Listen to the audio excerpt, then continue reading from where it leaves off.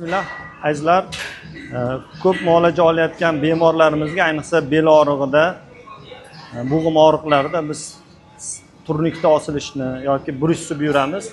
Buni sababi biz turnikka tortilganimizda o'sha muskullarimiz ishlashni boshlaydi, o'ziga ozuqa tortishni boshlaydi. Buni amalda ko'rsatib berishga ham harakat qilamiz. Shu aka 1 oy davomida kelib, ko'rinib, dori olib ichdingiz-a? Sizda 1-darajada son chanog'ida yemirilish bo'lgan. Yemirilish bordi. Yemirilish bo'lganda yana nimalar bo'lardi sizda? Og'riq bormi? Shularni aytib bering. Endi anaqaga tushdim. O'zi sal og'riq bo'lib yurdi-da. Og'riq bo'lib yurdi, emirtiga tushdim. Emirtiga tushsam, 1-darajali shunaqa suyak yemirilish bor dedi. O'ng tomoningizda dedi. O'ng tomoningizda dedi. Og'riq bo'lardi, anaqa sovuqqa sezgir edi, sovuqqa. Xullas, yurishimga ham noqulay edi-da. Sal yurishlarimga ham noqulay, nimadir sezilib turdi-da. Qotarmidi? Qotardi. Keyin o'tirib tursam, nima qilsam ham shaqillashlar kuchli edi. Shaqir shukur qilardi-da. Siz videongizni ko'rdim-da. Sizga ixlos qildim. Keldim. Mana birinchi kursgacha 1 oy ichdim. Mana bergan nimangiz 1 oy ichdim. Hozir og'riq o'zi bir 10 kun, 15 kunda og'riq qolmadi. Og'riq yo'q. Xullas yo'q bo'lib ketdi-da boya aka. Shaqillash e'tibor qilmay yurdim. Keyin shaqillashni qarasa, shaqillash yo'q.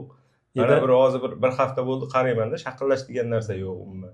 Muskullarimiz tort harakat kelganda, yuklama tushganda o'ziga kerakli ozuqani tortishni boshlaydi. Suyaklar ham, tog'aylar ham o'zini pishiqligini saqlashga harakat qiladi. Bunda mana hujayralar bir-biriga ishqalanadi baribir. Biz kargo qilamiz. Avvalo birinchi qizib olishimiz kerak. Qizigandan keyin turnikda osilishda sport zal bo'lsa juda yaxshi, bo'lmasa uy sharoitida ham qilish mumkin. Bismillah. O'z besimiz endi bu yerda ozgina yengillik bor. Tortilganda sekin asta qo'yib yorib tushishimiz kerak. Tez qilish ham juda zo'r emas. Bir xil tezlikda chiqib, bir xil tezlikda tushish bu mana bel umurtqalarimizdagi go'ndalanga tushgan targ'il mushaklarni tortilishini, butun tana bo'ylab muskullar ishlashini boshlaydi. Hujayralar bo'lsa qiziganda bir-biriga ishqalanish hisobiga demak o'ziga zaryad oladi. So'nishni batareya quyosh nurida, issiqlikda tok olgandaqa, energiya yiqqandaqa inson ham sport bilan shug'ullanganda, qiziganda energiya ishlab chiqaradi. Demak, o'tkazuvchanlik kuchayadi.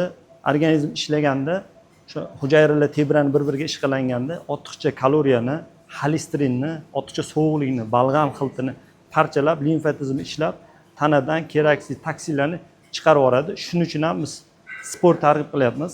Sport bilan shug'ullangan odam albatta doktorga, tabibga, aptekaga tushmaydi.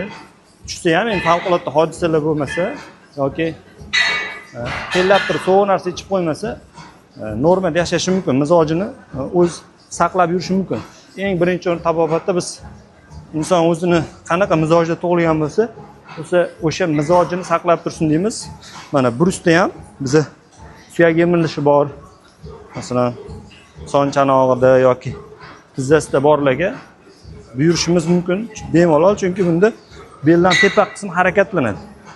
Beldan tepa qismi harakatlanganda qon aylanish tezlashadi, yaxshilanadi. Shuning uchun turnik bryus uy sharoitida ham qilish mumkin. Bryus qilish uchun albatta bunaqa sharoit bo'lishi shart emas. Uyda ham ikkita xon taxtani bir xil qilib olib kelib qo'yib olish yoki stol yoki stulni odam o'ziga moslab qo'yib olib ustiga chiqib qilishi mumkin.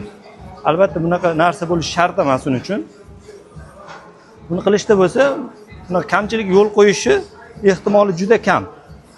Insonda masalan noto'g'ri qilib qo'yish yoki travma olib qolish ehtimollari aytarli yo'q-da bu. Bemalol qilish mumkin. Lekin boshqa selovoy og'irroq trenajyorlarda albatta murabbiy bilan tavsiya beramiz. Murabbiy siz yoki odam o'zicha qiladigan bo'lsa, kompsiz dengizga tushib olganda nima qilayotganini bilmaydi, noto'g'ri qilib qo'yish mumkin. Shuning uchun har bir sohaning o'z egasi bor. Sizlarga bu ma'lumotni nimaga yetkazyapmiz? Sport bilan shug'ullanmasangiz, demak sovuqlik oshadi, mizoj o'zgaradi. Yegan narsangizni sarf qila olmaganingizdan keyin ortiqcha toksinlar, zaharlar yig'iladi. Limfa tizimi ishdan chiqishni boshlaydi.